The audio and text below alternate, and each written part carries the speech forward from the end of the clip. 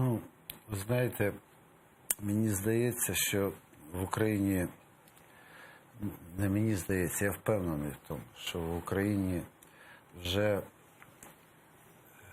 народилось суспільство, громадянське суспільство, саме в кращому розумінні цього слова. І от створені громадські організації, люди, активісти, вони вже досить дієві методи напрацювали боротьби.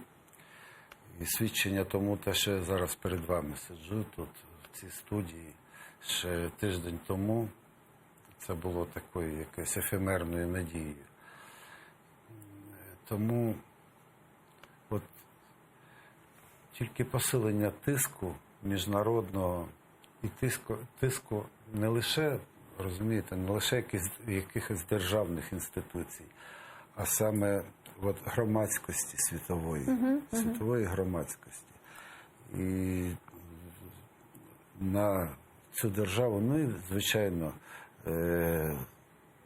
вимивання потроху підвалин з-під них, цей процес, Боже, і як я радий тому, що цей процес відбувається, останні вибори, так звані вибори, що там відбулося незаконно в Криму, відсоток людей, які прийшли на вибори, і навіть це пряма аналогія, пряма паралель між кримськими виборами і тим, що сталося на виборах у Москві, яким чином там результати здобуті. Владимир, а еще вот тут я у вас хотела это спросить, у нас буквально минута, даже 1,5 минуты до завершения нашего эфира. Еще вот в Украине остаются некоторые силы, которые говорят о том, что вот нужно договариваться с Путиным.